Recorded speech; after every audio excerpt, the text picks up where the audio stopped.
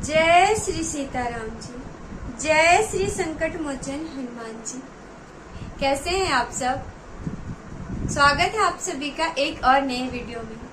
दोस्तों, आज हम बात करेंगे किष्किंधा कांड की एक ऐसी चौपाई के बारे में जिसे करने से आपका बिगड़ा हुआ काम बनने लगेगा।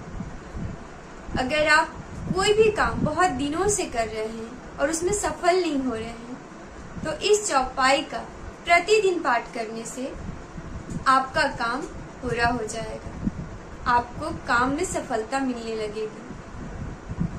अगर आपके काम में बार बार रुकावट आ रही है, आप बहुत मेहनत कर रहे हैं, फिर भी उस काम में ना बार बार रुकावट आ रही है, 90% काम हो जाता है और वह काम बीच में ही अटक जाता है, 100% आपका काम पूरा नहीं हो पा रहा है, तो आप इस चौपाई का जाप प्रतिदिन कीजिए, आपका काम 100% बनने लगेगा।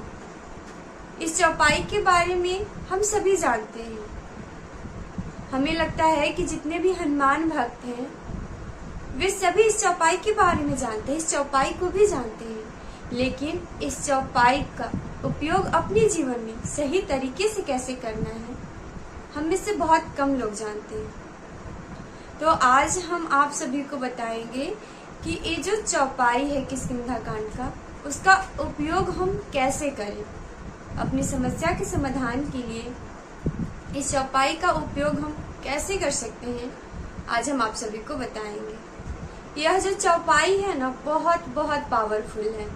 यह चौपाई जब माता सीता की खोज करने जामवंत जी, अंगद जी और हनुमान जी जा रहे थे और समुद्र तट पे पहुंचे थे दक्षिण दिशा की ओर, तो वहां पे खड़ा होकर उन लोग विचार करने लगे समुद्र तट पे जाकर कि आखिर माता सीता की खोज करने लंका जाएगा कौन।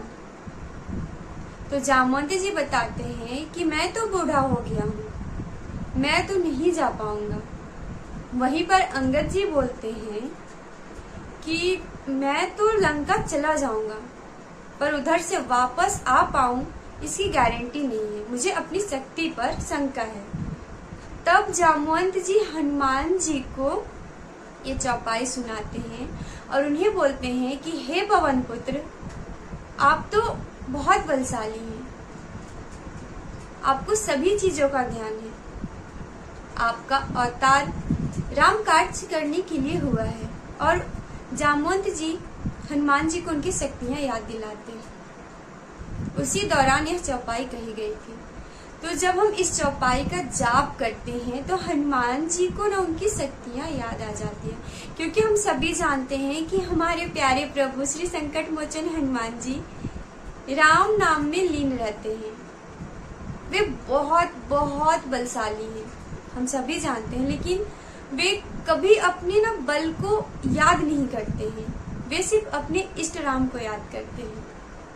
तो जब हम इस चौपाई का जाप करते हैं ना, तो हनुमान जी को ना उनकी शक्तियां याद आ जाती है, और जब उन्हें उनकी शक्तियां याद आ जाती है तो वे हमारा जो काम होता है और हम पर अपनी कृपा शीघ्र अतिशीघ्र करते हैं और हमारी समस्याओं का समाधान करते हैं। तो आइए अब जान लेते हैं कि वह चौपाई कौन सी है और उस चौपाई को हमें कैसे करना है। तो आप सभी वीडियो में आखिरी तक बने रहिएगा, और हाँ, कमेंट में जय श्री राम, जय हनुमान जी और हर हर महादेव जरूर से टाइप कीजिएगा। और आपके मन में कोई भी सवाल हो, कोई भी डाउट हो, तो आप हमें कमेंट करके या मेल करके पूछ सकते हैं। इस चौपाई का जाप आपको मंगलवार के दिन से शुरू करना है, क्योंकि हम सभी जानते हैं कि हनुमान जी का जो भी उपाय होता है हम मंगलवार से ही शुरू करते हैं। तो इस चौपाई का भी जो जाप करना है मंगलवार से शुरू करना है, ब्रह्म मुहूर्त में करना है।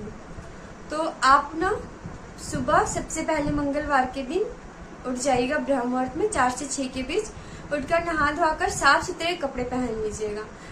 हो सके तो अगर लाल रंग का कपड़ा हो तो पहन लीजिएगा, और नहीं तो काला और सफेद और नीला, ये 3 कलर छोड़ के कोई भी कपड़ा पहन लीजिएगा, ठीक है। उसके बाद आप अपने पूजा रूम में जाकर आसन लगाकर बैठ जाएंगे, और जैसे हनुमान जी की विधिवत पूजा की जाती है वैसे आप कर लेंगे। अगर आपको विधिवत पूजा कैसे करते हैं घर पे आपको नहीं पता, तो मेरे चैनल पे वीडियो डाला हुआ है, आप उसे देख लीजिएगा।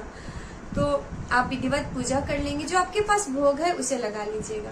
उसके बाद आप एक रुद्राक्ष का माला ले लेंगे। जब आप रुद्राक्ष का माला ले लेंगे उसके बाद आपको सबसे पहले सीताराम नाम का जप करना है। उसके बाद एक पाठ राम स्तुति का, एक पाठ हनुमान चालीसा का और एक पाठ संकट मोचन हनुमान अष्टक का करना है। जब आप इतना पाठ कर लेंगे तो जो आपके पास रुद्राक्ष का माला उससे आप 108 बार ये जो चौपाई जो हम आप सभी को बताने जा रहे हैं उसको बोलना है। कवन सो काज कठिन जग माही, जो नहीं होए तात तुम पाही। इस चौपाई का जाप आपको 108 बार करना है और आपको मंगलवार से शुरू करके प्रतिदिन जब तक आपकी समस्याओं का समाधान नहीं हो जाए, अगर आप संकल्प लेकर करना चाहते हैं तो आप इसको 90 दिन का यानी 3 महीने का संकल्प लेकर कर सकते हैं। और अगर संकल्प लेकर नहीं करना चाहते हैं तो आप इसको प्रतिदिन कीजिए जब तक आपकी समस्याओं का समाधान नहीं हो जाता है। यकीन मानिए महीना 2 महीना होते होते आपकी समस्याओं का समाधान हो जाएगा, कोई ना कोई रास्ता आपको जरूर मिल जाएगा। देखिए कितने लोग हैं ना कि संकल्प अगर 3 महीना कर लेते हैं तो संकल्प के नियमों का पालन 3 महीने तक कर सकते हैं, लेकिन बहुत सारे ऐसे लोग हैं जो 3 महीना तक संकल्प के नियमों का पालन नहीं कर सकते हैं। तो जो संकल्प के नियमों का पालन नहीं कर सकते हैं वे लोग प्रतिदिन जैसा हम बताएं वैसा कर सकते हैं और 108 बार इस चौपाई का जाप भी कर सकते हैं। लेकिन ध्यान रखिएगा आपको उस दौरान नॉनवेज और ड्रिंक बिल्कुल भी नहीं करना है। हाँ, अगर आप लहसुन प्याज नहीं छोड़ सकते हैं तो कोई बात नहीं, लेकिन आपको ड्रिंक नहीं करना है और नॉनवेज तो बिल्कुल भी नहीं खाना है। और अगर आप ब्रह्मचर्य में जिस दिन नहीं रह पाएंगे उस दिन सुबह उठकर अच्छे से नहा धोआ कर बाल वाल धोकर तब इस चौपाई का जाप कीजिएगा। फिर देखिए आपका काम कैसे बनता है। आपका काम 100% बनेगा। और थोड़ा सा ना सब्र रखिएगा, क्योंकि कोई भी उपाय में, कोई भी पाठ में, कोई भी जाप में सब्र और विश्वास बहुत बड़ी चीज है। जब तक आपके अंदर सब्र नहीं होगा, विश्वास नहीं होगा, तब तक आपको सफलता नहीं मिलेगी, तब तक आपकी समस्याओं का समाधान नहीं होगा, चाहे आप किसी भी भगवान को क्यों ना मानते हो। सब्र और विश्वास बहुत मायने रखता है। जब हम कोई उपाय करते हैं या फिर कोई पाठ करते हैं तो थोड़ा बहुत उतार चढ़ाव आता है। अगर उतार चढ़ाव नहीं आएगा तो आपको कैसे पता चलेगा कि आप उस विष के लिए सक्षम है या नहीं है। प्रभु इसीलिए हमारी परीक्षा लेते हैं कि हम जो विष मांग रहे हैं उसके लिए हम सक्षम है या नहीं है। अगर नहीं है तो प्रभु हमें उस लायक बनाते हैं, तभी हमारे विष को पूरी करते हैं। तो आप सभी ना इस चौपाई का जप कीजिए। आपको देखिएगा कुछ ही दिन में बदलाव महसूस होगा। आपको लगेगा कि हाँ सकारात्मक बदलाव हो रहे हैं, रास्ता मिल रहा है। तो पूरे विश्वास के साथ इस चौपाई का जाप कीजिए और हमेशा राम नाम का जप करते रहिए। और जब कोई उपाय करते हैं तो अपने विष से रिलेटेड सिर्फ अच्छी अच्छी बातें सोचिए, तो सब अच्छा होगा। तो आज का वीडियो यहीं तक, जल्दी मिलते हैं एक और नए वीडियो में। तो आप सभी हमारे साथ मिलकर बोले सियावर रामचंद्र की जय, पवन सुत हनुमान की जय, उमापति महादेव की जय। आप सभी हमेशा हंसते और मुस्कुराते रहिए।